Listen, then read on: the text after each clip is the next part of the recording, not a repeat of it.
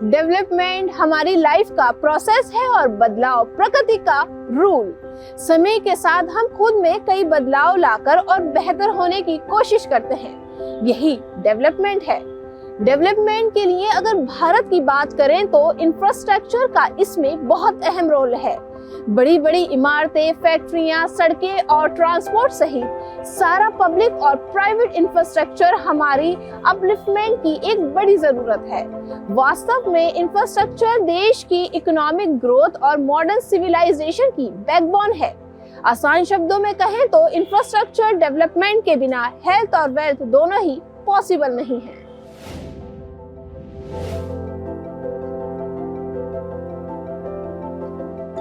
World bank की report के अनुसार अगर भारत अपनी शहरी आबादी की जरूरतों को पूरा करना चाहता है तो देश को अपने अर्बन इंफ्रास्ट्रक्चर में अगले 15 सालों में $840 बिलियन या एवरेज $55 बिलियन हर साल इन्वेस्ट करना पड़ेगा। इस रिपोर्ट के अनुसार साल 2036 तक भारत की जनसंख्या के 40% लोग यानी 60 करोड़ लोग शहरों में निवास करेंगे। इंफ्रास्ट्रक्चर डेवलपमेंट हमारी जरूरत है, लेकिन अंधाधुंध कंस्ट्रक्शन नेचर के साथ भी खिलवाड़ है। वहीं इससे शहरों पर बोझ भी बढ़ रहा है। इसीलिए गांवों को डेवलप करके शहरों के इस बर्डन को कम किया जा सकता है। जब लोगों को गांव में ही अस्पताल, अच्छी एजुकेशन, लॉ एंड ऑर्डर और नौकरी जैसी तमाम सुविधाएं मिलेंगी तो वो शहरों की ओर पलायन नहीं करेंगे। इससे शहरों की बढ़ती जनसंख्या ऑटोमेटिकली कंट्रोल हो जाएगी।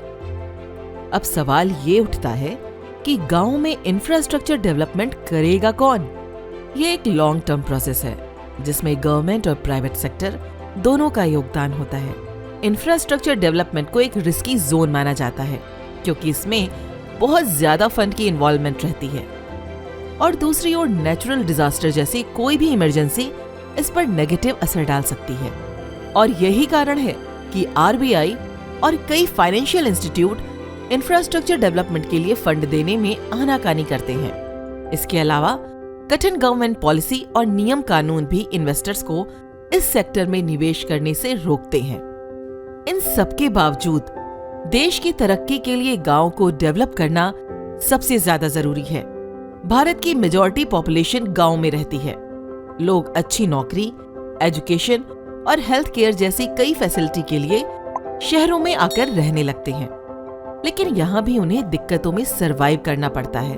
अपनों से दूर रहते हैं, भीड़ भाड़ वाले प्रदूषित शहरों में आकर अपनी हेल्थ के साथ कॉम्प्रोमाइज करना पड़ता है। फाइनेंशियल स्कोप की कमी ग्रामीण लोगों के लिए एक बहुत बड़ी मजबूरी है।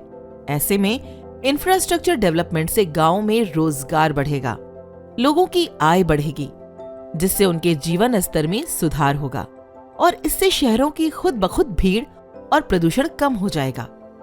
दुबई और सिंगापुर जैसे छोटे देश सिर्फ अपने एक ऑर्गेनाइज्ड और वेल प्लान्ड इंफ्रास्ट्रक्चर डेवलपमेंट की वजह से पॉपुलर है और अब यही इंफ्रास्ट्रक्चर उनकी इनकम का जरिया है। एक अनऑर्गेनाइज्ड शहरीकरण का नुकसान हमने कोविड-19 महामारी में देख लिया है। गांव की तुलना में शहरों की भीड़ में लोग ज्यादा संक्रमित हुए। इतना ही नहीं, लोगों की नौकरियां छूट गईं और उन्हें गांव लौटना पड़ा। वास्तव में इस महामारी ने भी हमें सोशल डिस्टेंसिंग की अहमियत सिखाई है और ये सोशल डिस्टेंसिंग यानी दूरियां हमें इंफ्रास्ट्रक्चर डेवलपमेंट में भी ध्यान रखनी होंगी, ताकि भविष्य में कोविड-19 के जैसी कोई बीमारी आती है तो लोग गांवों में उपलब्ध रिसोर्सेज का यूज करके अपनी आजीविका कमा सके। जैसा कोविड में हुआ वैसे लोगों को नौकरी छोड़कर इधर उधर न भागना पड़े। इसके अलावा रूरल डेवलपमेंट, एग्रीकल्चर सेक्टर और फूड इंडस्ट्री के लिए एक बड़ी अपॉर्चुनिटी हो सकती है।